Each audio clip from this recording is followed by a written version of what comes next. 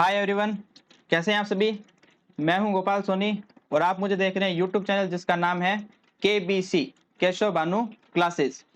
तो आज हम एक मॉडल पेपर करने जा रहे हैं। इसी टाइप का मॉडल पेपर आपको पेपर में देखने को मिलेगा। इसी टाइप के क्वेश्चन आपको देखने को मिलेंगे। जो 30 क्वेश्चन आपके आने वाले हैं साइंस के, रीड के अंदर जो साइंस के 30 क्वेश्चन आएंगे उसी टाइप के आएंगे। तो एक बार पेपर को करने से पहले ध्यान से इन क्वेश्चन को देखिएगा, ध्यान से समझिएगा। स्टार्ट करते हैं। क्वेश्चन नंबर फर्स्ट, निम्नलिखित में से अंतःस्रावी ग्रंथि का उदाहरण नहीं है। अंतःस्रावी ग्रंथि का उदाहरण नहीं है। पीनियल ग्रंथि, यकृत, पीयूष या थाइमस। तो आप सभी को पता है, सिंपल सा क्वेश्चन है कि पीनियल ग्रंथि कौन सी ग्रंथि है? अंतःस्रावी ग्रंथि है। पीयूष कैसी है? अंतःस्रावी है। थाइमस कैसी है? अंतःस्रावी ग्रंथि है। लेकिन यकृत कैसी है? बहिस्रावी ग्रंथि है। कौन सी ग्रंथि है? बहिस्रावी ग्रंथि है। यकृत कैसी ग्रंथि है? बहिस्रावी। तो इसका राइट आंसर क्या हो जाएगा? बी। तो यकृत हमारा राइट आंसर हो जाएगा। अंतःस्रावी ग्रंथि नहीं है। कौन सी ग्रंथि है? बहिस्रावी ग्रंथि है। चलें आगे। क्वेश्चन नंबर सेकंड देखिए, प्राकृतिक संसाधन के रूप में खनिजों का प्रबंधन करने हेतु निम्नलिखित में से किस तकनीक का उपयोग किया जाता है? 3F तकनीक, 4S तकनीक, 3R तकनीक या डॉट्स तकनीक। तो इसका राइट आंसर क्या होगा? ऑप्शन सी, 3R तकनीक का यूज किया जाता है। 3R तकनीक का मतलब क्या होता है? एक आर का मतलब होता है रीयूज। एक आर का मतलब क्या हो जाएगा? रीयूज। एक का हो जाएगा रीसाइकल और एक का हो जाएगा रेड्यूस। रीयूज, रीसाइकल और रेड्यूज, ये हो गए 3R तकनीक। 3R तकनीक का मतलब क्लियर। उसके बाद देखिए क्वेश्चन नंबर थर्ड, कक्ष में शिक्षक के द्वारा, ऐसे क्वेश्चन भी आपको साइंस के अंदर देखने को मिलेंगे। कक्ष में शिक्षक के द्वारा शिक्षार्थियों के मन स्थिति का निर्माण किया जाना लाभदायक है। कब करेंगे मन स्थिति का निर्माण? अध्यापन प्रारंभ करने से पूर्व, अध्यापन कार्य की समाप्ति पर, मूल्यांकन कार्य के समय पर या उपरोक्त में से कोई नहीं। तो थर्ड का जो राइट आंसर होगा वो क्या होगा? ए, अध्यापन प्रारंभ करने से पूर्व। चलो आगे। क्वेश्चन नंबर 4, खेल विधि प्ले वे मेथड के जनक कौन है? खेल विधि के जनक कौन है? कॉल्डवेल, कुक, आर्मस्ट्रॉन्ग, स्क्रीनर या क्रो एम क्रो। तो फोर्थ का राइट आंसर क्या होगा? ए, कॉल्डवेल कुक। ये इसके क्या है? जनक है। खेल विधि के जनक कौन है? Caldwell cook. क्वेश्चन नंबर 5 देखिए, विज्ञान की प्रकृति के संदर्भ में असत्य कथन क्या है? विज्ञान की प्रकृति के संबंध में असत्य कथन क्या है? विज्ञान के स्थापित सिद्धांतों में परिवर्तन संभव नहीं होता। विज्ञान के निष्कर्ष तर्कपूर्ण तथा क्रमबद्ध प्रक्रिया के परिणाम होते हैं। विज्ञान निरीक्षण परीक्षण के मूल सिद्धांत पर आधारित होता है। या फिर डी, विज्ञान नैसर्गिक घटनाओं में पारस्परिक संबंध देखता है। तो 5 का राइट आंसर क्या होगा? 5 का राइट आंसर होगा वो होगा ए, असत्य कथन क्या है? कि विज्ञान के स्थापित सिद्धांतों में परिवर्तन है वो संभव नहीं होता है, जबकि संभव होता है। तो 5 का राइट आंसर क्या चला जाएगा हमारा? ए, ऑप्शन ए। चलें आगे।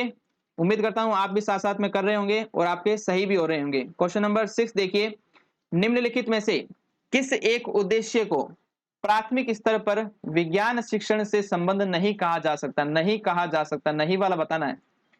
परिवेश के प्रति जिज्ञासा उत्पन्न करना, अवलोकन, वर्गीकरण, अनुमान जैसी शक्तियों का विकास करना, गतिविधि परक कार्य करना या सैद्धांतिक ज्ञान की प्रायोगिक पुष्टि करना। तो क्या होगा इसका राइट आंसर? इसका राइट आंसर होगा वो होगा डी, सैद्धांतिक ज्ञान की प्रायोगिक पुष्टि करना।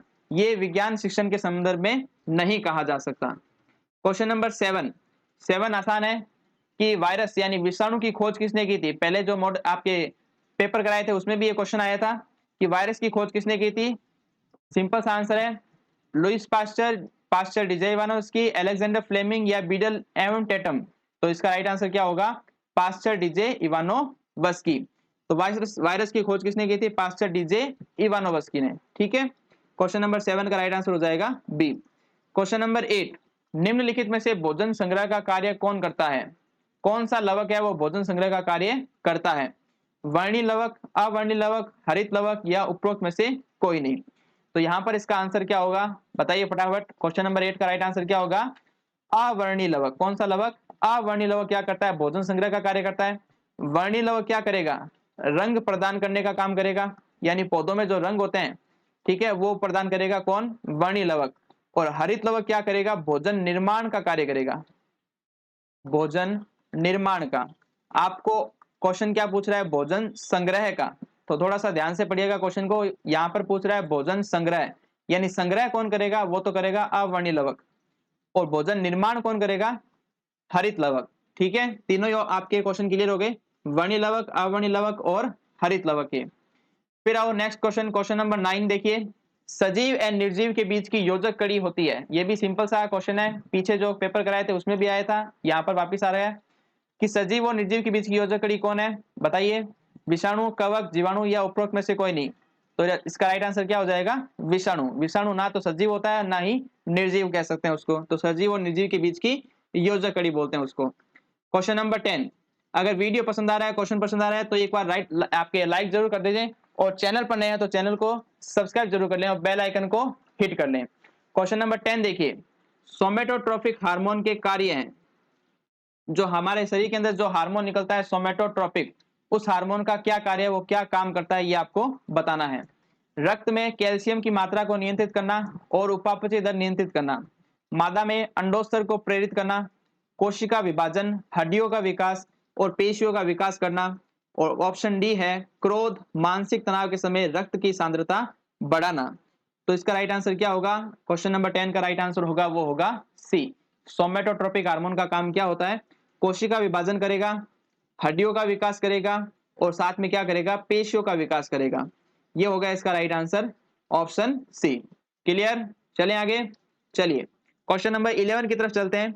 निम्नलिखित में से, अब ये तो आपको सारे सारे याद होने चाहिए तभी आप इन क्वेश्चन को सॉल्व कर पाओगे, कि निम्नलिखित में से थर्मोसेटिंग प्लास्टिक का उदाहरण है। कौन सा थर्मोसेटिंग प्लास्टिक है, पॉलिथीन, बेकेलाइट, पीवीसी या सेल्यूलाइट।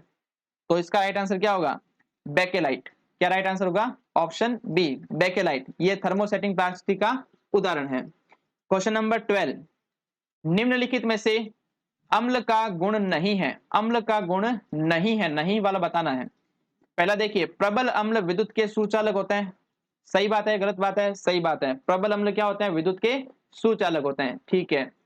फिर देख रखा है कि अम्ल है वो धातु से क्रिया करके हाइड्रोजन गैस मुक्त करते हैं। ये सही है, गलत है, ये भी सही है। कैसे, जैसे मैंने लिया HCl, इसकी अगर मैं क्रिया कराऊंगा जिंक धातु से, Zn से क्रिया कराई तो क्या बनेगा, ZnCl2 प्लस साथ में क्या निकलेगी, हाइड्रोजन गैस। तो यहाँ पर इसने क्या पूछा है कि अम्ल धातु से क्रिया करके हाइड्रोजन गैस मुक्त करते हैं, हाँ मुक्त करते हैं, सही बात है। फिर कह रखा है कि अम्ल क्षार से क्रिया करके लवण और जल नहीं बनाते हैं, नहीं बनाते हैं, जबकि लवण और जल बनाते हैं। जैसे मैंने क्या लिया, रिएक्शन आपको पता है, HCl प्लस मैंने क्या लिया, NaOH, क्रिया कराएंगे क्या बनेगा, NaCl प्लस वाटर यानी कि H2O। ठीक है, तो यहाँ पर NaCl क्या है, NaCl क्या है, लवण है, और साथ में क्या बन रहा है, जल बन रहा है, वाटर बन रहा है। तो यहाँ पर क्या दिख रखा है कि अम्ल क्षार से क्रिया करके लवण और जल नहीं बनाते हैं, जबकि लवण और जल बनाते हैं। तो अम्ल का गुण नहीं हो गया, क्या कौन सा हो गया, राइट आंसर हमारा ऑप्शन सी। समझ आ गया, अच्छा क्वेश्चन है, आने लायक क्वेश्चन है, ध्यान रखिएगा क्वेश्चन नंबर 12 को। फिर देखिए क्वेश्चन नंबर 13, वे यौगिक जिनका अष्टक अपूर्ण होता है, अष्टक है वो अपूर्ण होता है, वो क्या कहलाते हैं, लुईस एसिड यानी लुईस अम्ल, लुईस क्षार, प्रबल क्षार या प्रबल अम्ल। तो वो क्या कहलाएंगे, लुईस अम्ल। जिनका अष्टक अपूर्ण होता है वो क्या कहलाते हैं, लुईस अम्ल। अगर आपसे परिभाषा पूछे कि लुईस अम्ल की परिभाषा बताइए, तो क्या बोलोगे कि जो लोन पेयर लेते हैं, जो लोन पेयर ग्रहण करते हैं वो क्या कहलाते हैं, लुईस अम्ल, लुईस एसिड। और जो लोन पेयर डोनेट करते हैं यानी कि देते हैं, वो क्या कहलाते हैं, लुईस बेस। ठीक है, तो लोन पेयर कब लेगा, जब उसके पास जगह होगी। जगह कब होगी, जब अष्टक क्या होगा, अपूर्ण होगा। जब अष्टक क्या होगा, अपूर्ण होगा। तो अष्टक जिसका अपूर्ण होता है वो क्या कहलाते हैं, लुईस एसिड। साथ में देखिए थोड़ा सा मैं आपको और आगे पूछ लेता हूं कि प्रबल क्षार के एग्जांपल बताइए। तो प्रबल क्षार के एग्जांपल लिख लें, NaOH, ठीक है, KOH। ये क्या हो गए, प्रबल क्षार होते हैं। प्रबल क्षार का मतलब इनकी pH कितनी होती है, 14। pH कितनी होती है, 14। प्रबल अम्ल पूछे तो प्रबल अम्ल के आप एग्जांपल बता देना, HCl, ठीक है, इसके अलावा H2SO4। ये क्या होते हैं, प्रबल अम्ल होते हैं। प्रबल अम्ल का मतलब जिसकी pH कितनी हो, 0 के आसपास हो, ठीक है, 0 और 1 के आसपास हो, वो क्या होते हैं, प्रबल अम्ल। और जिनकी pH 14 के आसपास होती है वो क्या होते हैं, प्रबल क्षार। तो ये भी थोड़ा सा ध्यान रखना, कई बार सीधा सा पूछ लेते हैं प्रबल अम्ल की पीएच कितनी होती है और प्रबल क्षार की पीएच कितनी होती है, या निम्न में से कौन सा प्रबल अम्ल है और निम्न में से कौन सा प्रबल क्षार है। तो ये क्वेश्चन भी साथ साथ में आपके क्लियर हो गए। चलिए आगे, चलिए क्वेश्चन नंबर 13 भी अच्छा क्वेश्चन है, ध्यान रखिएगा। क्वेश्चन नंबर 14 भी अच्छा क्वेश्चन है। डीएनए में कौन सा नाइट्रोजन क्षार उपस्थित नहीं होता है, उपस्थित नहीं होता है? एडेनिन, यूरेसिल, साइटोसिन या ग्वानिन? तो कौन सा उपस्थित नहीं होता है बताइए। तो क्वेश्चन नंबर 14 का राइट आंसर चला जाएगा, वो चला जाएगा बी, यूरेसिल। यूरेसिल है वो डीएनए में नहीं पाया था, वो किस में पाया जाता है? आरएनए के अंदर पाया जाता है, आरएनए में पाया जाता है, ठीक है। और अगर मैं आपसे पूछूं कि आरएनए में कौन सा नाइट्रोजन क्षार उपस्थित नहीं होता, तो बोलेंगे थाइमिन। कौन सा उपस्थित नहीं होता? थाइमिन। आरएनए में थाइमिन के स्थान पर क्या होता है? यूरेसिल होता है। थाइमिन के स्थान पर क्या होता है? यूरेसिल। तो आरएनए में पूछे तो थाइमिन उपस्थित नहीं होता और डीएनए में पूछे तो यूरेसिल उपस्थित नहीं होता। क्लियर दोनों क्वेश्चन। क्वेश्चन नंबर 15, कोहनी, घुटने और अंगुलियों के पैरों पर उपस्थित संधियां क्या कहलाती है? कंदुखलिका संधि, सैंडल जॉइंट, धुराग्र संधि या कब्जा जॉइंट? तो सभी को पता है कोहनी वाली, घुटने वाली या अंगुलियों के पैरों में जो संधियां होती है वो कौन सी संधि होती है? कब्जा संधि होती है। कौन सी संधि होती है? कब्जा संधि। कब्जा संधि का मतलब क्या है कि जहां पर 0 डिग्री से लेकर 180 डिग्री के बीच का कोण बने, 0 डिग्री से लेकर 180 डिग्री के बीच का कोण बने, वहां पर होती है कब्जा संधि। क्लियर। तो क्वेश्चन नंबर 15 का राइट आंसर हो जाएगा डी। फिर नेक्स्ट चलते हैं, क्वेश्चन नंबर 16 की तरफ चलते हैं। वीडियो पसंद आया तो एक लाइक जरूर लग दें, आपके लाइक हमारे लिए प्रोत्साहन का काम करते हैं। चलिए क्वेश्चन नंबर 16 देखिए फटाफट। निम्नलिखित में से किस सिद्धांत पर रॉकेट है वो कार्य करता है? किस सिद्धांत पर रॉकेट कार्य करता है? बहुत बार क्वेश्चन आ रखा है ये फिजिक्स के अंदर, ये फेमस क्वेश्चन है जो पेपर के अंदर आते हैं। निम्नलिखित में से किस सिद्धांत पर रॉकेट है वो कार्य करता है? अवागाद्रो अवधारणा, ऊर्जा संरक्षण, संवेग संरक्षण या बर्नौली? बताइए क्या होगा इसका राइट आंसर। तो देखिए इसका राइट आंसर होगा, वो होगा संवेग संरक्षण। यानी रॉकेट है वो कौन से सिद्धांत पर कार्य करता है? संवेग संरक्षण सिद्धांत पर कार्य करता है। अब यहाँ पर थोड़ी सी बात और कर लेते हैं फिजिक्स के अंदर। अगर मैं आपसे पूछूं संवेग का फॉर्मूला बताइए, तो संवेग का फॉर्मूला क्या होता है? P बराबर m इंटू वी, यानी द्रव्यमान इंटू वेग, ये क्या कहलाता है? संवेग। यहाँ पर मैं अगर आपसे पूछूं बल का फॉर्मूला बताइए, यानी फोर्स का F, तो F इक्वल टू क्या हो जाएगा? संवेग में परिवर्तन की दर क्या कहलाती है? बल कहलाती है। संवेग में परिवर्तन की दर क्या कहलाती है? बल कहलाती है। तो dp अपॉन dt ये क्या हो जाएगा? फोर्स का फॉर्मूला। और एक फेमस फॉर्मूला होता है F equal to m into a. m का मतलब द्रव्यमान, a का मतलब त्वरण। इनके स्थान पर आपको न्यूमेरिकल भी पूछ सकते हैं वो, ठीक है। आपको m दे देगा, द्रव्यमान दे देगा और एक त्वरण दे देगा और पूछेगा भाई बल कितना है। तो F इक्वल टू आपको फॉर्मूला लगाना है m इंटू ए। संवेग पूछे तो P बराबर m इंटू वी। m क्या है? द्रव्यमान, v क्या है? वेग। एक और फॉर्मूला होता है सिंपल सा, वो होता है दाब का, ठीक है, प्रेशर का। तो प्रेशर का फॉर्मूला क्या होता है? P बराबर F अपॉन ए। F का मतलब बल, A का मतलब एरिया यानी कि क्षेत्रफल।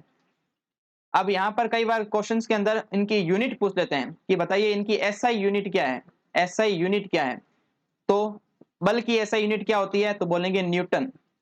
क्या होती है? न्यूटन। और दाब की एसआई यूनिट क्या होती है? पास्कल। ये भी आपको ध्यान रखना है। छोटे छोटे क्वेश्चन आ जाते हैं कभी कभार, सिंपल से क्वेश्चन आ जाते हैं और हम इसको स्किप कर देते हैं, छोड़ देते हैं। तो बल की यूनिट क्या हो जाएगी? न्यूटन। और दाब की यूनिट क्या हो जाएगी? पास्कल। तो ये कुछ बातें आपको साथ में यहाँ पर भी ध्यान रखनी है। चलिए आगे क्वेश्चन नंबर 17 की तरफ चलते हैं। ये आपको देखिए, निम्नलिखित में से कौन सा कचरा सबसे खतरनाक और पर्यावरण में लंबे समय तक बना रहता है? चिकित्सकीय, ज्वालामुखी, वायु प्रदूषण या नाभिकीय कचरा? तो राइट आंसर होगा, वो होगा डी। जो नाभिकीय कचरा होता है वो लंबे समय तक बना रहता है और सबसे ज्यादा खतरनाक कचरा होता है ये नाभिकीय कचरा। तो 17 का राइट आंसर हो जाएगा डी। क्वेश्चन नंबर 18, धोने के सोडे यानी धावन सोडा को अन्य किस नाम से जाना जाता है? पहला option sodium bicarbonate, magnesium carbonate, sodium carbonate या फिर पोटेशियम परमैंगनेट? तो देखो राइट आंसर क्या होगा 18 का राइट आंसर होगा, वो होगा सी, सोडियम कार्बोनेट। सोडियम कार्बोनेट का अगर मैं आपसे फॉर्मूला पूछूं तो फॉर्मूला आप क्या लिखोगे? Na2CO3, ये इसका होता है फॉर्मूला Na2CO3, सोडियम कार्बोनेट, या इसका दूसरा नाम होता है धावन सोडा, ठीक है। एक यहाँ पर देखते हैं सोडियम बाइकार्बोनेट आ रखा है, तो सोडियम बाइकार्बोनेट का फॉर्मूला क्या होता है? NaHCO3, NaHCO3 CO3, ये होता है सोडियम बाइकार्बोनेट। इसको हम क्या बोलते हैं? खाने वाला सोडा, खाने का सोडा, या इसका दूसरा नाम होता है बेकिंग सोडा। ठीक है, जो घरों के अंदर आप बेकिंग सोडा यूज करते हैं वो कौन होता है? सोडियम बाइकार्बोनेट होता है। कौन सा होता है? Sodium bicarbonate. इसके अलावा एक बार नमक का पूछा गया था कि नमक का फॉर्मूला क्या होता है। ये सभी आपको पता है, नमक का फॉर्मूला सिंपल सा है, क्या होता है? NaCl। ठीक है, खाने का सोडा, धावन सोडा और नमक। ठीक है, नमक। और एक आता है कास्टिक सोडा। कास्टिक सोडा क्या होता है? NaOH, ये होता है कास्टिक सोडा। ये होता है कास्टिक सोडा, NaOH। तो ये तीनों चारों आपको ध्यान में रखना है, कोई भी आपसे पूछ सकता है। क्वेश्चन नंबर 18 को मार्क कर लेना, आने लायक क्वेश्चन है, हो सकता है आपके पेपर में आ भी जाए। क्वेश्चन नंबर 19 देखिए, रबर का वल्कनीकरण निम्नलिखित में से किस पदार्थ की उपस्थिति में किया जाता है?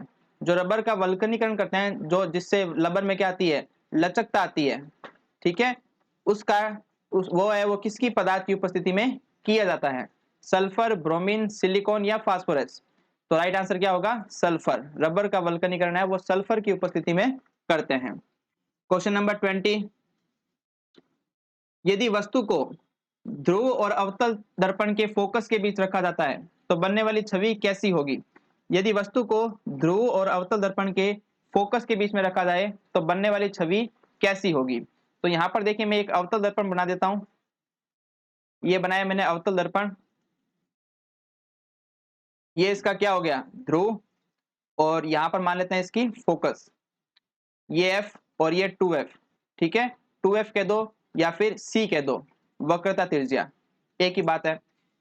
0F, और ये इसको मैंने लाइन को थोड़ा सा आगे बढ़ा दिया। ठीक है, अब हमें क्या कहा है कि वस्तु को कहां रखा है? वस्तु को रखा है ध्रुव और अवतल दर्पण के फोकस के बीच। तो ये रहा ध्रुव और ये रहा अवतल दर्पण का फोकस, यानी वस्तु कुछ यहीं पर रखी हुई है। अब यहां से रे चलेगी, यहां से किरण चलेगी, यहां से टकराई, टकरा करके क्या क्या चलेगी? फोकस में से निकलेगी। तो ये रहा फोकस, इसमें से निकाल दो, ये निकल गई। ठीक है, फिर यहां से एक रे निकलेगी जो ध्रुव पर टकराएगी और फिर यहां से निकलेगी। अब देखो, ये आगे तो कहीं भी नहीं मिलेगी, ये कहां मिलेगी? पीछे मिलेगी। कहां मिलेगी? ये पीछे। तो पीछे बनाएंगे तो डॉट डॉट बनाएंगे ऐसे, पीछे मिला दो, तो पीछे एक जगह पर जाकर मिलेगी। और प्रतिबिंब कहां बनेगा? दर्पण के पीछे बनेगा, दर्पण के पीछे बनेगा। तो पीछे बनेगा तो देखा आपका प्रतिबिंब कैसा है? आपका प्रतिबिंब कैसा बन रहा है? देखो, प्रतिबिंब कैसा बन रहा है? सीधा बन रहा है। कैसा बन रहा है? सीधा। और रेज है वो वास्तविक नहीं मिल रही, हम तो मिला रहे हैं, जान जान जान करके मिला रहे हैं, तो आभासी प्रतिबिंब होगा। कैसा होगा? आभासी। तो राइट आंसर क्या जाएगा? आभासी और सीधा। आभासी और सीधा ऑप्शन कौन सा है? बी। तो 20 का राइट आंसर हो जाएगा बी, आभासी व सीधा। क्लियर हुआ? क्वेश्चन नंबर 21,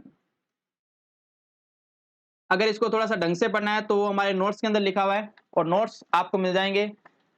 आपको कुछ नहीं करना है, केवल एक नंबर लिख रहा हूं, वहां पर आपको व्हाट्सअप करना है। व्हाट्सअप करते ही हम आपको नोट्स उपलब्ध करा देंगे। व्हाट्सअप नंबर क्या है? 701 483 1463। इस पर आपको क्या करना है? व्हाट्सअप करना है। हमारे नोट्स के अंदर सारी की सारी चीजें लिखी हुई हैं जो आपको हम उपलब्ध करवा देंगे, और आपके पेपर के लिए वो बहुत ही इंपॉर्टेंट होगी। तो चलते हैं क्वेश्चन नंबर 21 की तरफ।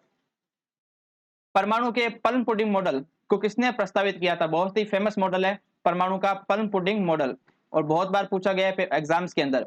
तो ये किसने दिया था? ये दिया था आपके जे थॉमसन ने। किसने दिया था? जे थॉमसन में, ध्यान रखिएगा, बहुत बार पूछा गया है पल्म पुडिंग मॉडल किसने दिया था? जे थॉमसन ने। फिर आओ क्वेश्चन नंबर 22, निम्नलिखित में से यशद ऊन किसे कहा जाता है? यशद ऊन किसे बोलते हैं? जस्ता ब्रोमाइड। अब ये तो जो बातें जिसको याद होगी वही इस क्वेश्चन को सॉल्व कर पाएगा, यहाँ पर तुक्का मारने का कोई मतलब ही नहीं है, क्योंकि सारे ऑप्शन मिलते जुलते हैं। देखो, जस्ता ब्रोमाइड, जस्ता नाइट्रेट, जस्ता ऑक्साइड, जस्ता क्लोराइड। तो जिसको अच्छे से याद होगा वही इस क्वेश्चन को सही करेगा। तो 22 का राइट आंसर होगा, वो होगा सी, जस्ता ऑक्साइड। जो जिंक ऑक्साइड होता है उसको हम क्या बोलते हैं? यशद ऊन बोलते हैं। क्या बोलते हैं? यशद ऊन।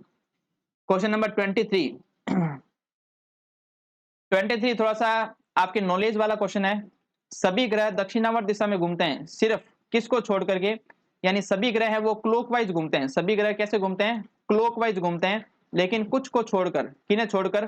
बुध और पृथ्वी, शुक्र और शनि, नेपच्यून और मंगल, या शुक्र और यूरेनस। तो 23 का राइट आंसर हो जाएगा डी, शुक्र और यूरेनस। इनको छोड़कर के बाकी सारी ग्रह कैसे घूमते हैं? क्लॉकवाइज, यानी कि दक्षिणावर्त दिशा में घूमते हैं। क्लियर हुआ? चलें आगे। चलिए क्वेश्चन नंबर 24 बहुत बार एग्जाम्स के अंदर आ रखा है, बहुत बार एग्जाम्स के अंदर आ रखा है, इंपॉर्टेंट मार्क कर लीजिए इसको, वापिस से रिपीट हो सकता है आपके एग्जाम्स के अंदर भी। प्रेशर कुकर में खाना जल्दी पक जाता है, क्यों? उबलते पानी की तुलना में भाप ज्यादा गर्म होती है, कुकर में पानी कम तापमान पर उबलने लगता है, कुकर से गर्मी नहीं निकल सकती, या उच्च दाब के कारण पानी का क्वथनांक है वो ऊपर उठ जाता है। तो 24 का राइट आंसर क्या जाएगा? डी, उच्च दाब के कारण जो पानी का क्वथनांक होता है वो क्या हो जाता है? ऊपर उठ जाता है, जिस कारण क्या होता है? हमारा खाना है वो जल्दी पक जाता है। ध्यान रखिएगा, बहुत बार आ रखा है एग्जाम्स के अंदर, रिपीट होने के पूरे चांसेस है इस क्वेश्चन के, क्वेश्चन नंबर 24 के। आगे चलते हैं क्वेश्चन नंबर 25 की तरफ। विज्ञान की पाठ्य पुस्तक में वैज्ञानिक और उनके सहयोग के बारे में चर्चा का मुख्य उद्देश्य है। पहला देखिए, छात्रों के सामान्य ज्ञान में वृद्धि करने के लिए। दूसरा, शिक्षा के क्षेत्र में वैज्ञानिक की भूमिका का परिचय देने के लिए। तीसरा, विचारों और अवधारणाओं के विकास के लिए ज्ञान देना। और चौथा, वैज्ञानिक के जीवन इतिहास का ज्ञान होना। तो राइट आंसर क्या जाएगा? 25 का? 25 का राइट आंसर हो जाएगा, वो हो जाएगा सी, विचारों और अवधारणाओं के विकास के लिए ज्ञान देना। क्लियर? नेक्स्ट चलते हैं क्वेश्चन नंबर 26। अभिक्रिया को पढ़ाने के लिए शिक्षण की कौन सी विधि सर्वोत्तम है जो प्रभावी हो सकती है?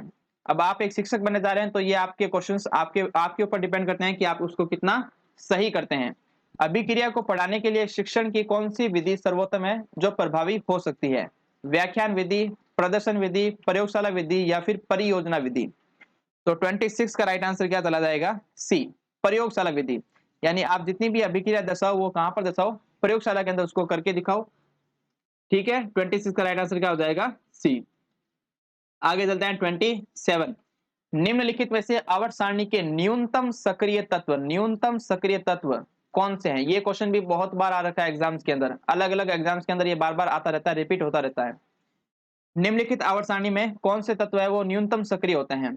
संक्रमण धातु, क्षारीय भूभाग, उत्कृष्ट गैस, या क्षारीय धातु। अगर आपने थोड़ी बहुत भी केमिस्ट्री पढ़ रखी है तो इसका आंसर दे देंगे। तो इसका आंसर क्या जाएगा? उत्कृष्ट गैस। जो उत्कृष्ट गैसें होती हैं वो कैसी होती है? न्यूनतम सक्रिय होती है, या एक वर्ड ये भी लिख सकता हूं मैं, निष्क्रिय होती है। न्यूनतम सक्रिय बोल दो या निष्क्रिय बोल दो, दोनों एक ही बात है। ठीक है, अगर मैं पूछूं आपसे उत्कृष्ट गैसें कौन कौन सी होती है, तो क्या बोलोगे? Helium, neon, argon, krypton. ठीक है, ये सारी जो गैसें होती है वो कैसी गैसें हैं? उत्कृष्ट गैसें हैं। कैसी गैसें हैं? उत्कृष्ट गैसें, या फिर निष्क्रिय गैसें कह सकते हैं। तो 27 क्वेश्चन का ध्यान रखिएगा, आने के चांसेस हैं पूरे के पूरे। क्वेश्चन नंबर 28 भी आपको अपने विचारों से, अपने तर्कों से बताना है कि निम्नलिखित में से विज्ञान के बारे में असत्य कथन क्या है? असत्य कथन क्या है? विज्ञान का ज्ञान क्रमबद्ध, संगठित तथा सुव्यवस्थित होता है। विज्ञान की प्रक्रिया प्रेक्षण एवं प्रयोगों के परिणाम स्वरूप विकसित होती है। विज्ञान तार्किक विचारों एवं घटनाओं का माध्यम है। और विज्ञान में सामान्यीकरण के आधार पर आवश्यक निष्कर्ष नहीं निकाले जा सकते। तो 28 का राइट आंसर क्या हो जाएगा? असत्य कथन क्या है? डी। असत्य कथन क्या है? डी है। चलिए आगे, question number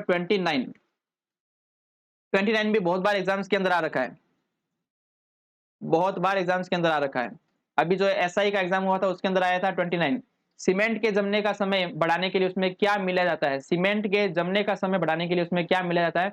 gypsum, calcium carbonate, magnesium carbonate, या फिर फेरस ऑक्साइड। तो इसका राइट आंसर क्या हो जाएगा? जिप्सम। क्या होगा इसका राइट आंसर? जिप्सम। ध्यान रखिएगा, क्वेश्चन नंबर 29 इंपॉर्टेंट क्वेश्चन है। लास्ट और फाइनल क्वेश्चन आज का, व्याख्यान विधि का गुण नहीं है, गुण नहीं है। विद्यार्थियों को सक्रिय रखती है तथा तर्क शक्ति का विकास करती है। पाठ्यक्रम के दौरान या पुनरावृत्ति के लिए श्रेष्ठ मानी जाती है। विषय वस्तु की प्रस्तावना का आधार होती है, या सभी शिक्षण विधियों की सहायक विधि है।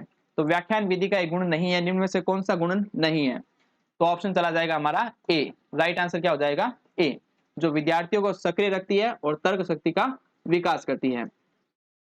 नीचे मैंने यहाँ पर पीडीएफ के अंदर इसकी आंसर की दे रखी है, आप आराम से यहाँ पर देख सकते हैं और अपने आंसर्स को मिला सकते हैं। कितने सही हुए हैं, कितने गलत हुए हैं, आप कमेंट जरूर करना और बताना कि वीडियो कैसा लगा। अच्छा लगा है तो लाइक जरूर कर दें। अगर आपको साइंस के या गणित के नोट्स चाहिए जो हमने बना रखे हैं, तो आपको लेने हो तो हमें इन नंबर पर जो आपको स्क्रीन पर दिख रखे हैं, उन नंबर पर हमें क्या किए, सिर्फ और सिर्फ व्हाट्सएप करिए। वहां पर आपको पूरी की पूरी जानकारी दे दी जाएगी कि कैसे आपको नोट्स उपलब्ध कराएंगे। नंबर है 701 483 1463। बहुत ही शानदार नोट्स हैं जो आपके स्टडी मटेरियल है, बहुत ही शानदार बनाया हुआ है और आपके पेपर के अंदर बहुत ज्यादा आपको हेल्पफुल करेगा। तो मिलते हैं नेक्स्ट क्लास में नए वीडियो के साथ, नए मॉडल पेपर के साथ। तब तक के लिए जय हिंद, जय भारत।